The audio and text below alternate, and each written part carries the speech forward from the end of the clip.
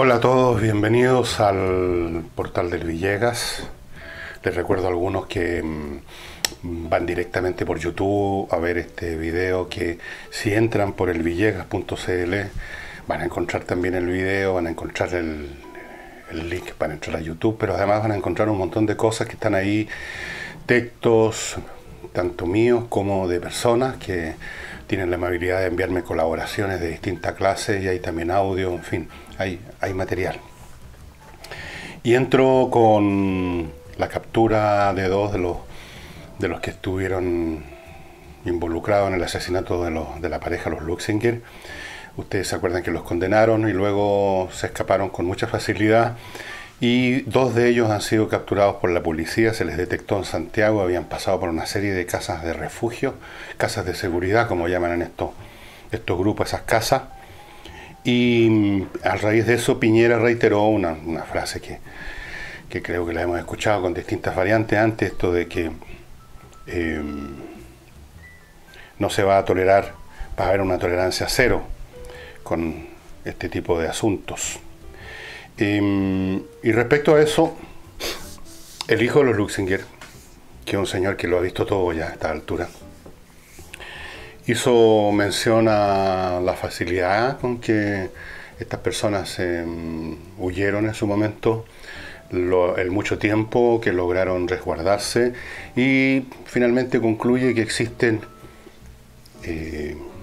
distintos grupos o áreas o ámbitos de protección de no solo de estas personas, sino que de esta clase de personas, de miembros de esta agrupación, de la CAM.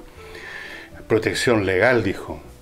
Mencionó el hecho que estas dos personas, que no son supuestamente grandes magnates repletos de dinero, tenían un enorme equipo de abogados para defenderlo. Luego, la facilidad con que se escaparon hace referencia, me imagino yo, a que se les facilitó esa huida.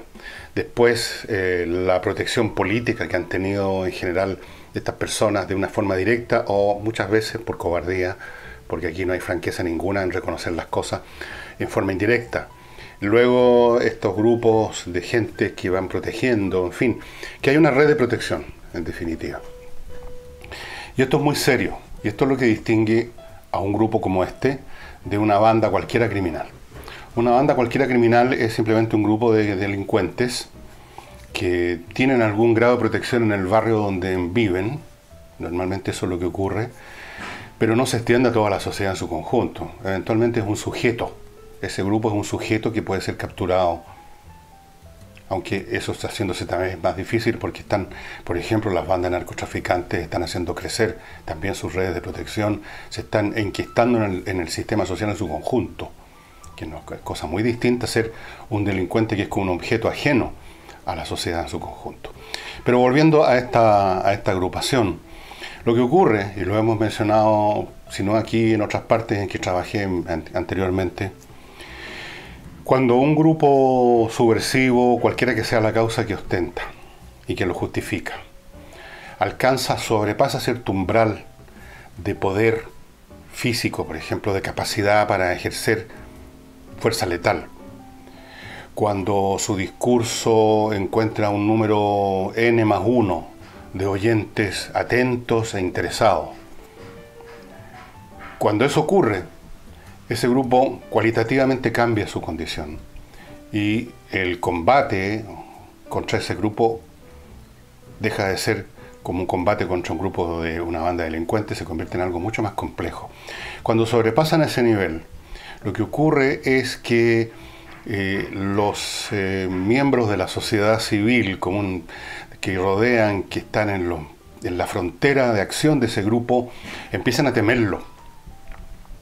Ya no se trata de una banda de ladrones que roba autos o algo así, o roba caballos, roba madera, como decía la señora Bachelet. Se trata de un grupo que tiene suficiente poder, suficiente audacia, y se sienten suficientemente legítimos para amenazar y, llegado el caso, ejercer fuerza, a veces letal, contra los demás, si ellos no se pliegan a su causa. Empiezan a conquistar más adherentes a partir de los que ya tienen, por miedo. Primero por miedo. Miedo a que si no le presto refugio esta noche a uno de los miembros que está huyendo, la próxima semana o en unos cuantos días, en algún momento que no sé, se van a vengar de mí. Miedo a la vendetta. Oportunismo. Me puede servir esto. Me voy a poner al lado de ellos porque total nadie se va a enterar y yo voy a ganar unos puntos de rating y me voy a poner en la lista de los intocables, o sea, ya no me van a amenazar a mí. Después están, por supuesto, los que se compran la causa, que se la compran por puras razones ideológicas, o se la compran porque es más grato ser un cobarde con una justificación ideológica que ser un cobarde puro y simple que cede a la presión por miedo.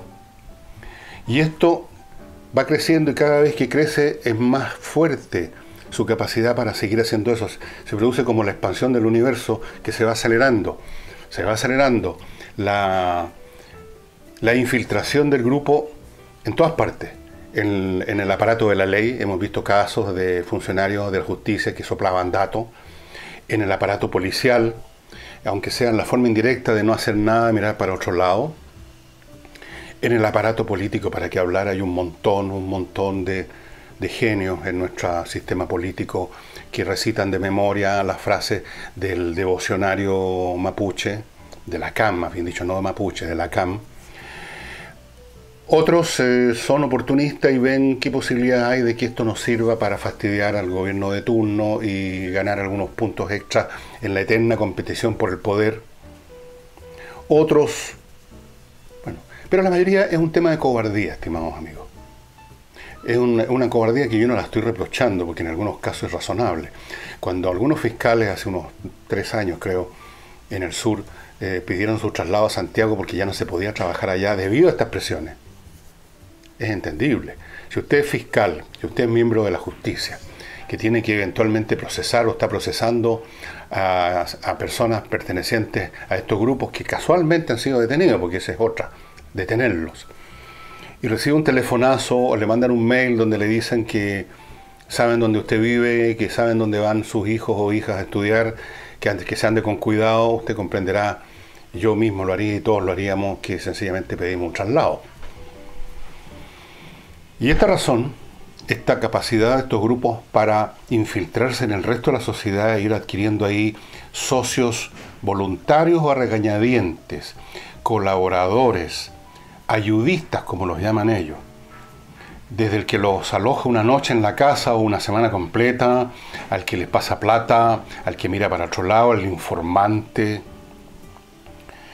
Cuando sucede eso, los aparatos normales de persecución y represión del delito de una sociedad se hacen completamente impotentes.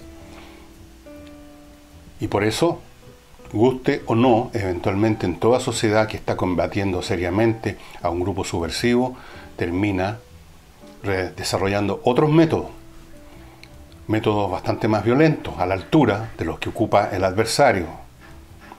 Y entonces tenemos una situación que años después, cuando termina, de alguna forma o de otro, cuando ya se ha asentado la polvareda, entonces las almas piadosas, que en su momento simplemente por cobardía se metieron en el primer rincón que encontraron, entonces empiezan los reproches de pizarrón sobre la conducta del Estado. Y esto lo hemos visto infinitas veces. Así es que lo de los Luxinger, el hecho de que se hayan podido escapar tan fácilmente, el hecho de que los detenidos por distintas circunstancias, los pocos detenidos que hay, porque la CAM es un grupo que debe tener por lo menos unos, calculo yo a ojos así de abuelo de pájaro, debe tener entre miembros que salen a los operativos, dirigentes, organizadores, etcétera, de tener unas 400, 500 personas por parte baja. ¿Y han detenido a cuánto? Y sufren, o más bien dicho, experimentan toda clase de beneficios, pueden organizar fiestas, supuestamente fiestas que tienen que ver con los rituales o los protocolos del pueblo mapuche, la gran cultura mapuche, etcétera.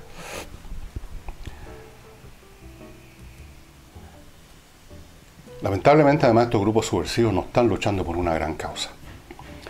Esta política de identidad, estas políticas que se han vuelto a poner de moda después que produjeron tanto daño en la historia humana en el siglo XIX en la forma de nacionalismo.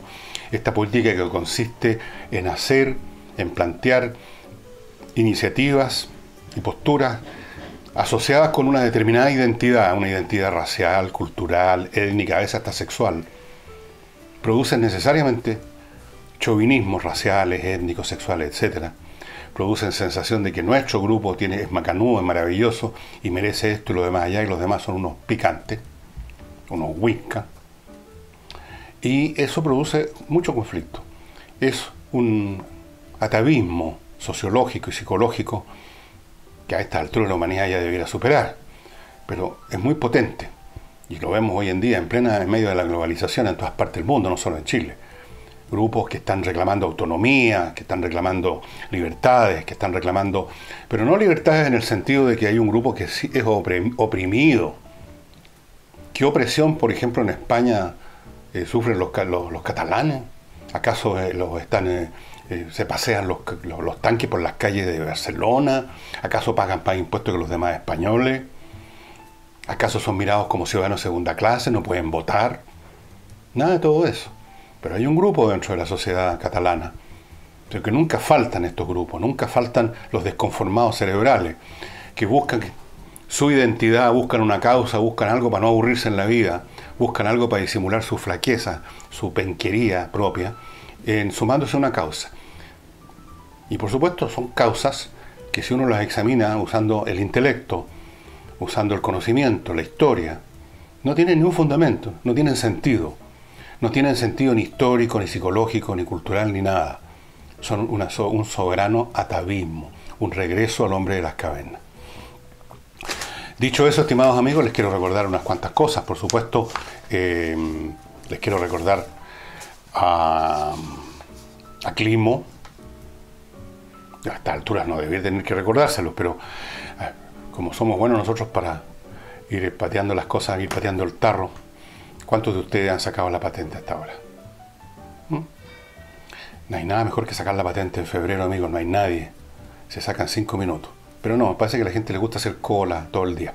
Bueno, así que les recuerdo Climo, que es la manera más eficaz, la más moderna, la más avanzada en el mundo de climatizar el lugar donde usted vive o trabaja. Estos son estos aparatos de la izquierda que están ustedes viendo, que son la última palabra en tecnología, con filtro de aire, con conexión a internet para que el control del aparato usted lo pueda desempeñar con una aplicación de cualquier parte, no solo de su casa, sino que del país o del planeta, para que la empresa los pueda estar monitoreando permanentemente, para que estén al 100%. Son silenciosos, usted casi no siente que existen, mientras están refrescando su casa, mientras están calefaccionando su casa, porque cumple las dos funciones, lo que usted quiera, la temperatura que quiera, filtrando el aire, bajísimo consumo de energía eléctrica, todas las ventajas tecnológicas. Y además, usted no tiene que comprar nada, usted arrienda este servicio, tal como arrienda tantas cosas en esta vida, tal como arrienda internet.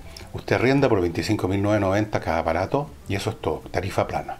Si usted lo tiene prendido todos los días y todo el día, da lo mismo, 25.990. Vaya ya haciéndose de esto. Para eso tiene que entrar a la página de Climo, que es miclimo.com. Entre ahora mismo, apenas termine el programa, entre y eche una miradita. Ahí hay más detalles sobre esta tecnología que ganó un premio de innovación mundial. Y después conversamos, como ha hecho algunas personas que me han hecho caso y tienen Climo y están muy, pero muy contentos. Y gente que está también muy contenta son los que han entrado a bowmex.com a comprar joyas únicas. Únicas no porque estén hechas con plata, oro, metales preciosos, piedras preciosas, por supuesto, todas las joyas de verdad están hechas de esa manera. Es el diseño, estimados amigos, el que hace la gran diferencia. Hay una montonera de líneas y de productos ahí en Bowmex para usted. Pulseras charm, pulseras normales, argollas, anillos, un montón de cosas. Platería italiana, platería mexicana, platería con piedra luna para joyas para hombres, como anillos y cosas así. La línea Bohème, que viene del sur de España, con diseños realmente increíbles. Todo eso en bowmex.com y con un muy fuerte, digo muy fuerte descuento, no es un 1%, un 5%, un muy fuerte descuento. Lo invito también a que vea en Bowmex, entre ahí a bowmex.com todo lo que hay para usted. Entonces, decíamos que el movimiento de la CAM se convirtió en una fuerza político, militar y psicológica y cultural que ha sido capaz de infiltrarse en el aparato del Estado, en la sociedad, que cuenta con muchos seguidores, con mucha gente joven, que no piensa mucho en lo que les están diciendo, que se comen, digamos, los eslogans y las frases así solemnes, así sin mucho análisis, y cuenta también con el apoyo por miedo o por oportunismo de políticos, de funcionarios en todas las reparticiones del Estado, y por lo tanto es muy difícil combatirlo. Y el caso de estos dos personajes que lograron huir de la justicia por tanto tiempo, y los otros, o todos, porque eran 4 los que participaron directamente en el asesinato, no son hallados todavía. El hecho que hayan podido escapar estos dos por tanto tiempo y que los otros sigan escapados muestra hasta qué punto llega las redes de protección que ha logrado desarrollar este movimiento. Esa es la realidad. No son una cuadrilla, una banda de ladrones, de madera, no, es un asunto distinto, y alguna vez sería bueno que el Estado, pero ahí hay otra manga de cobardes también, porque se limitan a ladrar y no hacer lo que es necesario. Entonces, lo que se ha dicho 1000 veces, la preponderancia, la hegemonía, el dominio, la presencia que a veces obtiene una persona o un grupo de personas en ya sea en un curso en el colegio, o en una sociedad, o en un barrio, siendo una minoría, pero a veces infinitesimal, deriva de la cobardía de los demás, que no se atreven a enfrentarlo. Eso es todo. Vamos ahora a otro tema. Siguen habiendo consecuencias por el evento que se produjo el sábado en Venezuela. El anterior ocupante del cargo que ocupa ahora la señora Bachelet como comisionada de los derechos humanos, etc. El anterior era un señor jordano que se llamaba, espero pronunciar bien el árabe, no es uno de los idiomas que conozco, Said Raad al-Hussein. Y este señor hizo una serie de declaraciones, las ha hecho, no digo que las está haciendo en este minuto, las ha hecho antes, algunas las ha hecho recientemente, otras las está haciendo ahora. Aquí voy a sumarlas todas juntas, no importa cuándo las hizo, lo que interesa es el contenido de lo que dijo. Dijo en primer lugar que las heridas que el régimen le está infligiendo a Venezuela se están ensanchando. O sea, la situación se agrava, se agrava, se agrava. Así que no lo dijo, lo digo yo, esto de la solución pacífica que los ciudadanos conducen y toda esa fraseología piadosa no tiene mucho sentido. Dijo también que nadie en este cargo, comisionado a las Naciones Unidas, etcétera, nadie en este cargo, ni yo ni los anteriores, puede trabajar distinto respecto a esta materia. Si se tratan de apartar de sus responsabilidades, les será llamada la atención, aquí fue muy suave, les será llamada la atención por quienes sufren las consecuencias del gobierno de Maduro. Estoy usando las palabras exactas, pero eso es más o menos lo que dijo. No mencionó a la señora Bachelet, pero está claro que se refiere a ella cuando habla de si se tratan de apartar. La señora Bachelet se ha tratado de apartar. ¿Cómo se trató de apartar cuando fue presidente tantos problemas? Pues era la especialista en apartarse, en no saber, en haber visto las cosas por el diario, en estar en otra parte, no tener idea. Ahora, en este caso, siendo como es el caso de que ella ocupa el cargo más alto, pudiéramos decir, simbólicamente hablando, por lo menos, en relación a los derechos humanos de las Naciones Unidas, la conducta, o más bien dicho, la ausencia de conducta de la señora Bachelet, que las pocas veces, 2 veces que ha dicho algo, lo ha hecho una vez por intermedio del vocero, otra vez por intermedio de un Twitter, creo, luego otra vez por intermedio de un vocero, y siempre para justificar por qué no ha ido, por qué no fue, por qué no está yendo, es vergonzoso. A mí me da vergüenza ajena. A mí me da vergüenza que se diga, miren la chilena Bachelet. ¿Y por qué? Por cercanía ideológica. Sí, en algún grado, las personas que apoyan a Maduro lo hacen por una cercanía ideológica, no sé a qué ideología, no sé qué ideología puede tener el cerebrito de Maduro, pero en fin, se supone que él de algún modo misterioso, él y su régimen de narcotraficante están en el camino que conduce a la salvación eterna, amén, al socialismo, al progresismo, a la justicia social. Se entiende que de alguna manera, por algún camino enredoso, enrevesado, pero está apuntando hacia la ciudad de luz. Ese es un motivo.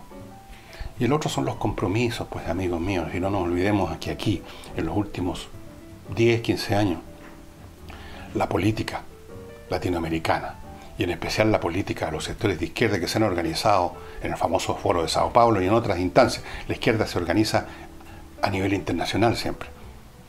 No es meramente un grupo de derechistas, ¿sí? Los derechistas son siempre una parvada de tontones en general, esa es la verdad. No, estos se organizan y planean algo. Hace mucho tiempo que esa gente ha vinculado su política con el dinero que venga de donde venga, y por lo tanto con la corrupción. Ahí están los casos que se han hecho evidentes, porque en esos países hay gente, parece que menos cobarde y se atreven a hacer las cosas. El ejemplo Brasil, tenemos el ejemplo Argentina, tenemos el ejemplo Perú, donde grandes figuras políticas pasan por la máquina de cortar fiambre y llegan, terminan presos, procesados. Eso en Chile, por supuesto, no ocurre. Aquí hay una protección completa. Aquí hay una protección no solo de la CAM, hay una protección de los políticos.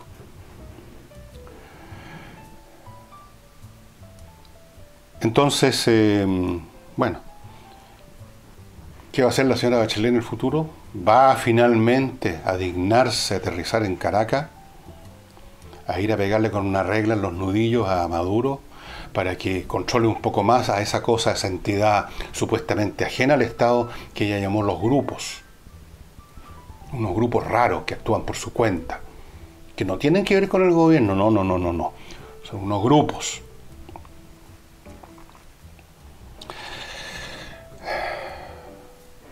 A propósito de Maduro, como ustedes saben, lo estaba entrevistando un periodista bastante conocido que se llama José Ramos, un periodista mexicano que ha hecho su fama, su prestigio y su plata seguramente haciéndose el chorito a las pampas y preguntando cosas pesadas. En el fondo protegido por su condición de periodista, porque los periodistas tienen esa sensación de que, de algún modo, a pesar de que es una profesión que creo que es la profesión más peligrosa del mundo. Han muerto muchísimos periodistas en distintos lugares por distintas causas. El último que sabemos famoso, el Khashoggi, este señor árabe, ¿no? No sé si era periodista realmente, pero escribía en un medio de prensa. Y entonces este señor Ramos hizo una entrevista a Maduro y le hizo preguntas muy duras, muy brutales. Maduro se enojó, se paró en mitad de la entrevista, se mandó a cambiar, y a los periodistas los retuvieron 2 horas y les quitaron el material de la grabación.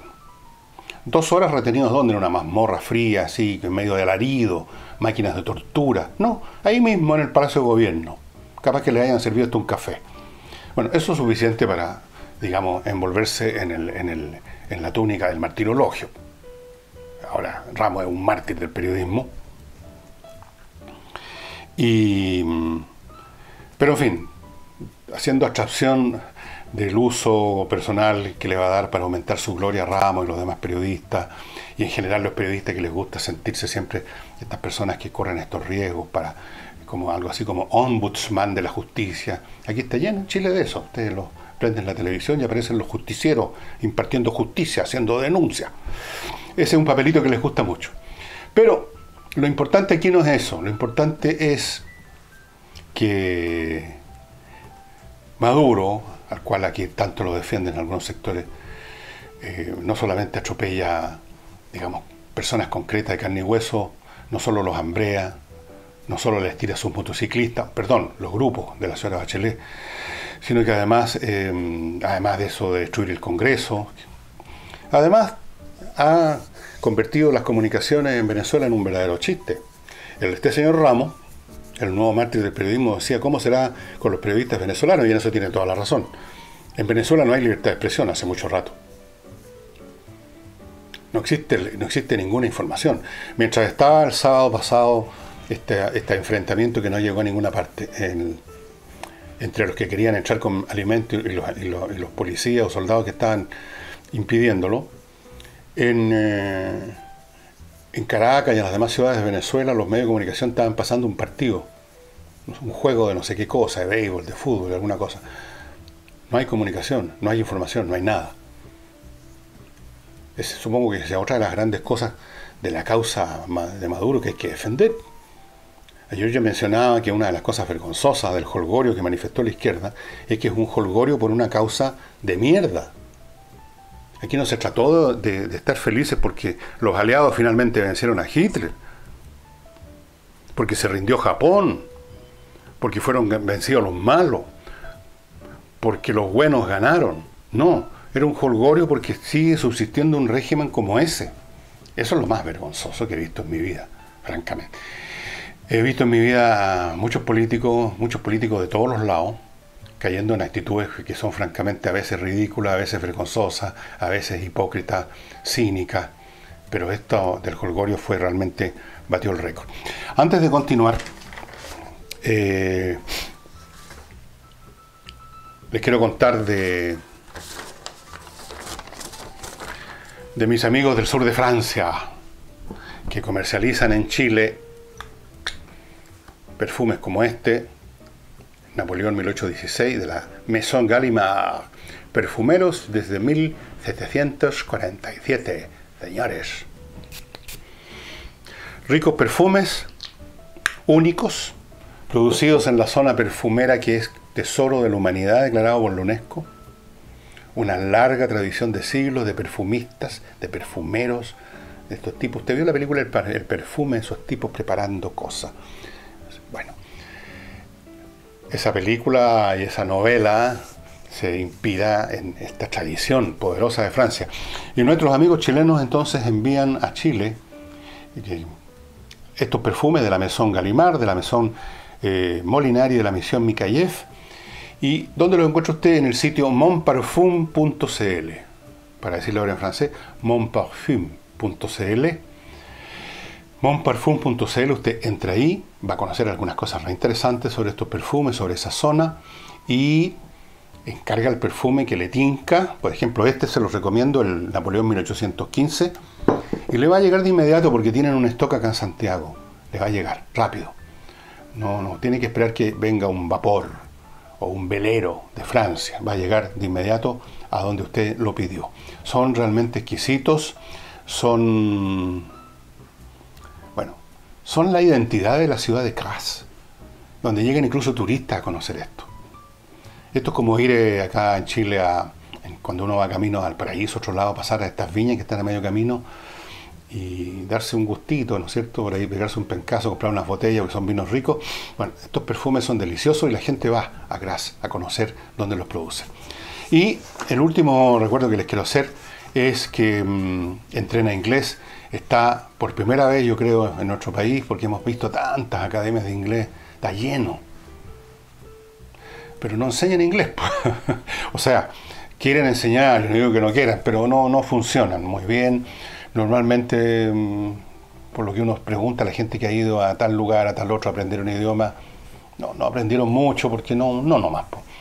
Porque son cursos hechos por gente que no son profesores, son hechos a un montón de gente que tienen muy distintas capacidades para aprender idioma. Un curso como de colegiales, así 30, 40 personas, está el profesor. No. Acá son clases personalizadas entregadas por profesores de inglés. Profesores que saben enseñar inglés, que son profesores en términos generales y que conocen las técnicas pedagógicas, pero además las han especializado para la enseñanza del inglés en países de habla inglesa. Entonces, el cuento es muy distinto, la pomada es muy diferente. Usted puede recibir esas clases en su casa, en su lugar de trabajo o en los locales de Entrena Inglés. Entrena, no estrena. Usted va a estrenar el inglés después de pasar por Entrena Inglés. Es otra cosa, estimado amigo, yo les garantizo que van a salir con un inglés хорошо. Eso no es inglés, por supuesto, es una palabra rusa. Хорошо. O sea, buena, feliz, dichosa. Entrena Inglés. Entra al sitio entrenainglés.cl y vea más detalles acerca de cómo obtener este servicio y por una vez en la vida, finalmente, aprender inglés. Y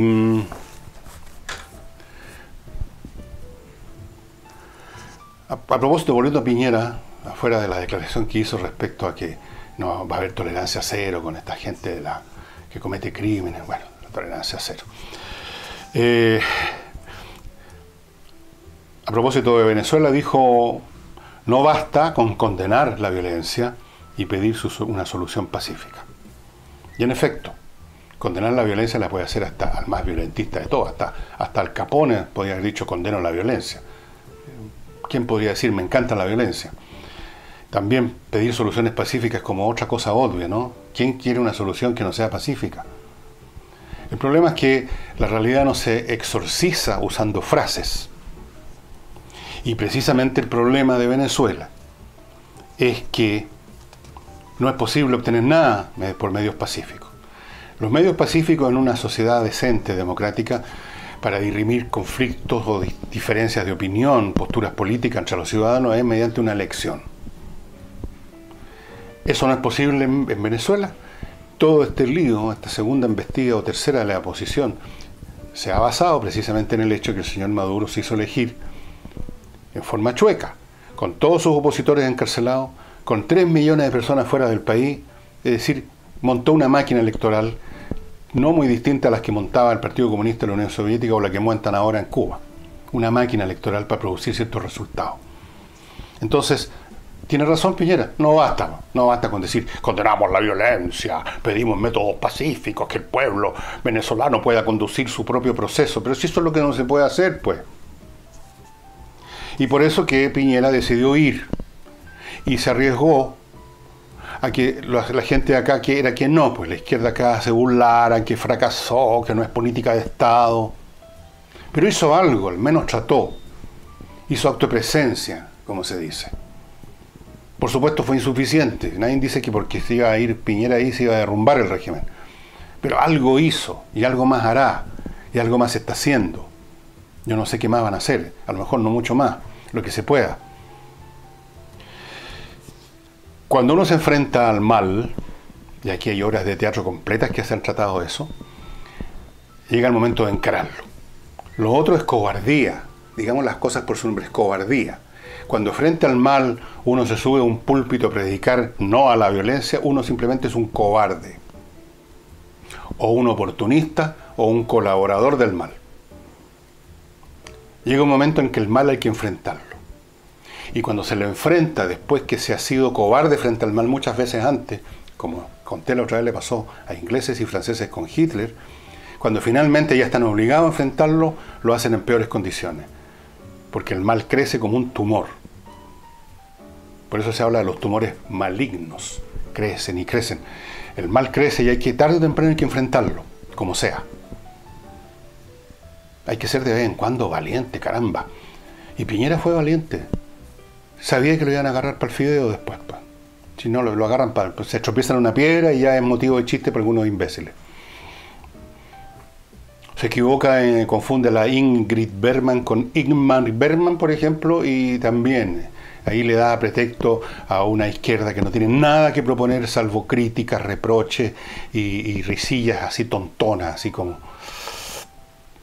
Así es que decir esto, condenamos la violencia, es una perogrullada política baja, penca, inútil y cobarde. Y ahora ya de que los que realmente tienen en cualquier sector del país un mínimo de decencia intelectual la corten, dejen de estar pensando en su conveniencia y si acaso no tienen compromisos con la maletita, si acaso no llegaron a ese extremo y todavía tienen un grado de libertad, no vayan a firmar cartitas y hacer ese papelón, porque van a quedar, ustedes no se dan cuenta, van a quedar marcados en la historia como una manga de cobardes y colaboradores de un régimen dictatorial. Eso es. Y finalmente, antes de partir, ayer en la noche a última hora vi un mail de una persona que me parece que es un estudiante, un chileno estudiante, que están en este momento sacando algún título, un posgrado, como llaman, en España, creo que a lo mejor se me hizo un cortocircuito, como el otro día que se me hizo un cortocircuito entre Yeltsin y Brezhnev, y dele con Brezhnev. Brezhnev estaba muerto hacía rato y yo lo hacía víctima de un golpe de Estado en Rusia. No, era Boris Yeltsin. Bueno, uno tiene a veces esos cortocircuitos, pero lo importante es lo que me plantea. Este señor me planteó que por favor yo le contestara, en lo que yo sepa, ¿por qué, me pregunta, aquí lo anoté, por qué los sistemas totalitarios sufren siempre problemas económicos, caen en la ruina, etcétera? Y claro, los sistemas totalitarios, como era todo el sistema socialista, la Unión Soviética y sus países del Pacto de Varsovia, sus satélites, lo que pasó en Cuba, porque ahora la economía la van a querer reformar, justamente de eso hablamos ayer, lo que pasó, lo que estaba pasando en China, hasta que también reformaron la economía, lo que pasaba en todas partes, lo que pasó en Venezuela, lo que pasaba en todos lados, donde se intenta, no hablemos de instalar el comunismo, sino que seguir cualquier esquema que intenta evadir un hecho central. Y la respuesta que le doy a esta persona que me escribió es la siguiente: estos sistemas totalitarios fracasan económicamente simplemente porque destruyen los mecanismos, los resortes, las condiciones mismas del crecimiento y la prosperidad económica, que es la libertad. Muy simple. La libertad, incluyendo la libertad económica. La libertad para hacer lo que uno se le da la real gana dentro de los márgenes de la ley, por supuesto, sin matar a nadie. La libertad para emprender, para ganar plata, para aventurar. Porque la actividad comercial no es meramente un tema de billetes que van y vienen, como creen algunos, con una visión infantil de la economía y de los empresarios y de la gente emprendedora, que creen que son simplemente como Rico MacPato, que se zambullía, ¿se acuerdan? La revista en una piscina con moneda. Hay una cuestión de aventura, de hacer cosas nuevas, de inventar.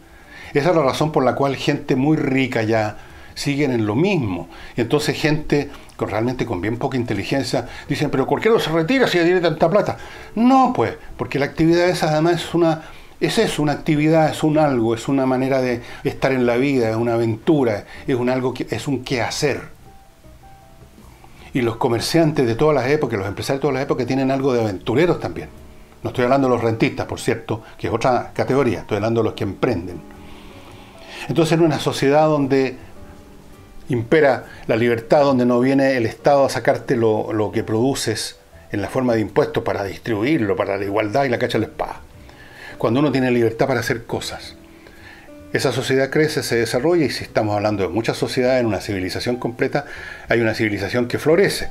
Las etapas más florecientes, económicamente y culturalmente, de la historia humana en su conjunto, están asociadas a esos periodos y a esas zonas donde ha imperado la libertad.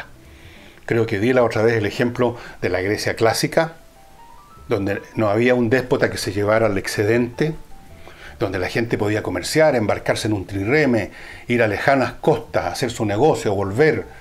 El Estado no le sacaba todos sus recursos, ni mucho menos. Las ciudades italianas del Renacimiento, donde está esa pléyade de genios de la pintura, de la arquitectura, de la ciencia, ciudades comerciales, donde la gente emprendía. Y esa gente que emprendía también le gustaba financiar la cultura. ¿Quién creen ustedes que financió a Leonardo da Vinci, a Miguel Ángel, a toda esa gente? ¿Doña Juanita? No, pues. Los Sforza, los Visconti, los Médicis, unos magnates. La iglesia, los papas, que eran otros magnates. En esas sociedades hay desigualdad, por supuesto. Porque cuando hay libertad y se pueden expresar las fuerzas de cada quien, hay unos que llegan mucho más lejos que otros. Hay algunos que fracasan, hay algunos que tuvieron mala suerte, hay unos que se derrumban.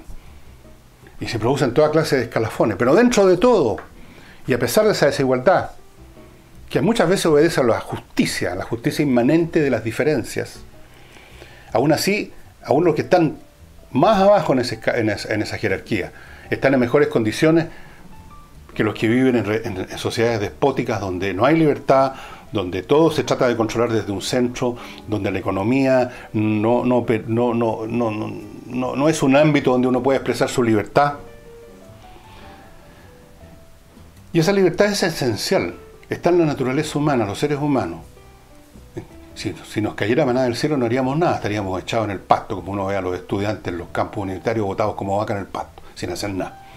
Estaríamos todos botados en el pasto. Nos movemos primero por necesidad, por el hambre. Y luego por hacer algo, por salir del aburrimiento, por aventurar, por emprender, por conocer otras personas, por conocer otras actividades, por probar nuestra fuerza, por hacer algo distinto. Y todas esas cosas se unen, muchas de ellas, a la actividad económica, porque por supuesto no todos podemos ser genios científicos, no todos podemos ser Leonardo da Vinci, pero sí todos podemos, en el ámbito económico, producir cosas, hacer cosas, comerciar con cosas. Eso está al alcance de todos nosotros. Entonces, evidentemente que es un ámbito que recoge mucha de estos motivación por actuar en la vida. Y por consiguiente, sociedades donde hay libertad económica, porque hay libertad en general, son sociedades que tienden a prosperar y a crecer. Y sociedades donde no hay libertad económica, porque hay un comando central que pretende imponer la justicia, la igualdad y la equidad, agarrando lo que se produce y distribuyendo de acuerdo a sus propios criterios, que no son tan igualitarios, porque la nomenclatura, los grupos dirigentes se quedan con una buena parte. En esos lugares no hay crecimiento, las cosas se estancan, no hay desarrollo tecnológico, se hace el mínimo.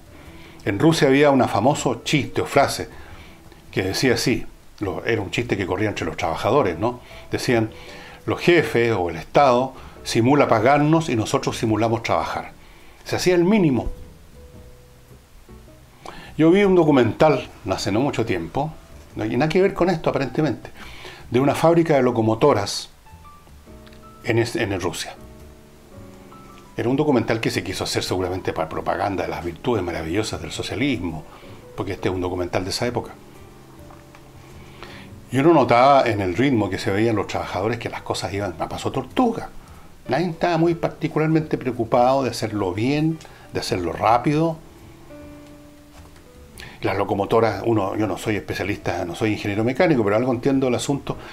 Los diseños eran bastante obsoletos, viejos. De hecho, estaban fabricando una locomotora a vapor, y esto es un documental de los años 70 o 60.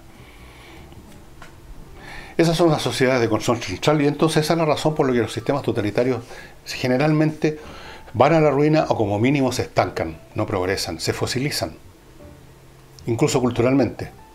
Ustedes saben, por ejemplo, que Egipto ya era una civilización importante en el año 2000 a.C., pero la civilización que lograron, la tecnología que lograron, el arte que produjeron en el 2000 a.C. fue el mismo que seguían produciendo cuando, en la época de Cleopatra, se fosilizó esa cultura completamente. Era una momia. No solamente había momias, sino que la civilización entera era una momia. Esa es la respuesta que le doy a nuestro amigo, simplificada, por supuesto. Este no es un curso de Friedman, ni mucho menos. Así es que cuando una sociedad vence el resorte mismo de la acción humana, que es la libertad para aventurar, para tratar, para probar fuerza, para hacer cosas nuevas, para ganar plata también, sí, pues, para hacer con esa plata nuevas cosas, para darse gusto. Esos son los motores de la acción humana. Cuando eso se rompe, cuando eso se le pone una camisa de fuerza, esa sociedad está condenada al estancamiento.